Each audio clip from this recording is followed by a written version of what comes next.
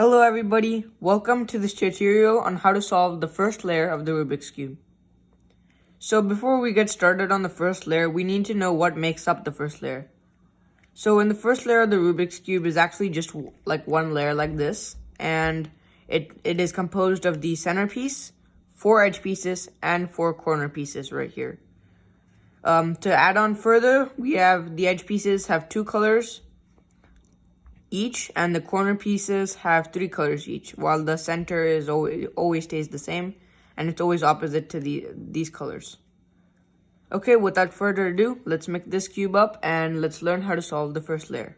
Okay, so the cube is now mixed, and without further ado, let's get started. The first step that we're trying to do when we're solving the first layer is to make the white cross, or any color. You can choose any color, but I prefer to use white because it is the brightest in the Rubik's Cube. So let's get started with the white cross. The white cross is composed of the 4 edge pieces, like I showed you in the beginning of the video, and the centerpiece. So the first thing that we want to do for the white cross is make sure the yellow is facing the top, because the first part in our steps to solve the white cross is going to be making a daisy. So a daisy is basically going to be 4 white edge pieces lined up with a yellow centerpiece. So we can make a daisy anyway, so that's going to be fairly simple. We already have 2 pieces on the daisy, which is the white and the red, and the white and the green. Now let us find our next piece. Our next piece is actually right here. Well, in this situation, what we're going to do is we're going to do an F, which means just turn the front face clockwise. Then we're going to turn the top face counterclockwise like that and put it in. Remember, the order of these pieces do not matter at all, so just make sure to just get them on there. And then we have this piece right here, as you can see. We're just going to simply rotate this twice. Now here comes the part where we can order the edge pieces so that they match up perfectly with their corresponding colors on the actual white cross. So we're going to do some simple easy steps here. First, we're going to be looking at the color of the edge piece. All of them are white obviously, but we need to look at the actual color. So we need to make sure that the color of the edge piece is lined together like this. This is an example right here. And once we make sure that the edge piece colors is lined, all we're going to do is rotate the front face twice. And there we go, we have our first edge piece in place. Now let's work with the other edge pieces. So here, as you can see, we have the blue and the white edge piece. And currently it is with the orange, so we want to make it corresponding with the blue. So to the right of orange is blue, so turn it like that. And it's corresponding with the blue. As I said in the last time, all you do is turn the front face twice, and you have 2 pieces ready now. Let's do these last 2 as quickly as we can. So these last 2, it's already in place. Just turn it twice. And now we have 3 pieces, and we have 1 last piece left. But this one's paired with the orange, so we're just going to turn it right. And turn it twice. And there we go. Our cross is solved. So as you can see in this cross, we have the cross sign, and then we have each of these colors matching up right here. So now our next step is going to be inserting in the corners. The inserting in the corners is not going to be difficult. It's simply, we just need to orientate the corners so that they match up with each of the 3 colors. As I showed you in the beginning of the video, corners have 3 colors. For example, this corner that we're going to be using also has 3 colors, which is green, red, and white. The way that we can determine where a corner piece goes is going to be the colors of the center. So if we want to, for example, put a corner piece in right here, we need to determine the colors of the corresponding centerpieces. So let's look at this corner.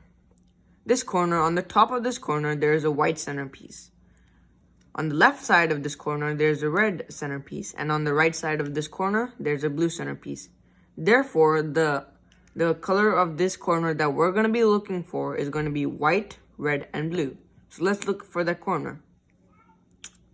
So I have found that corner right here, as you can see, the white and the red and the blue, and now we can put it in. So those are all the steps that we're going to be taking to solve the centerpiece. There's going to be some various cases, but no algorithms are necessary in this part of the Rubik's Cube.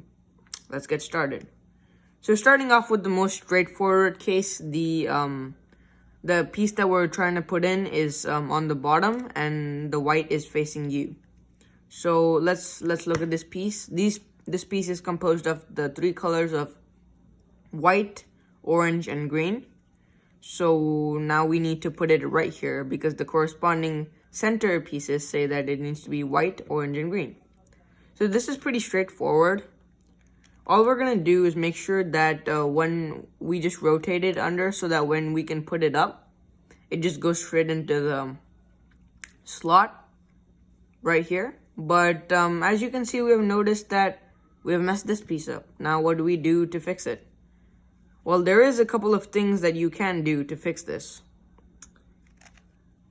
There's actually 3 ways of inserting a corner piece. Let me show you the first way. The first way is simply turn the down face to the right, so that now once you can bring this down, you can insert it and put it back in. So we have the piece where it needs to be, right below where it needs to be. It needs to be right here, so we have it right below there. Then we need to turn it to the right, bring this piece down, and turn it back in. And there we go. Our corner piece is in place. Another way we can do this is, instead of the white facing us, the white can actually be facing the right side. And here you can just do it in 2 moves. Turn the right layer down and turn the down layer and bring it back up. That's it. And you also have it in.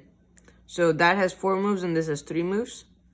Now, as I was showing you in the first example, that when you just turn it up, this piece gets messed up.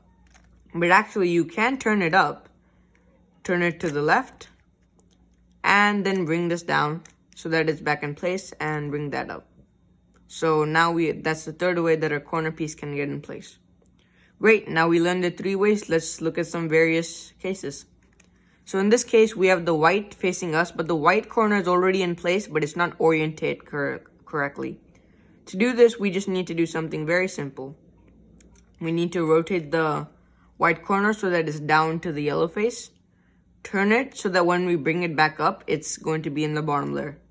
And there we go. We're back in our case in this position.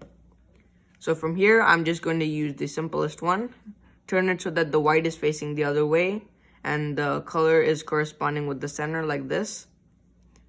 Turn it down, insert, bring it back up. There we go. We have 2 pieces in. So here we can practice some more of the piece that was right here. So bring that one down, turn it down, and bring it up. So now we are on the 3rd scenario, which is the white is actually paired to the yellow, and we want to connect it to the white piece. So all we do here is make sure that the white piece is facing us, and it is right below where it needs to be. So that means that if we turn it twice, it will be in place and corresponding with the centers.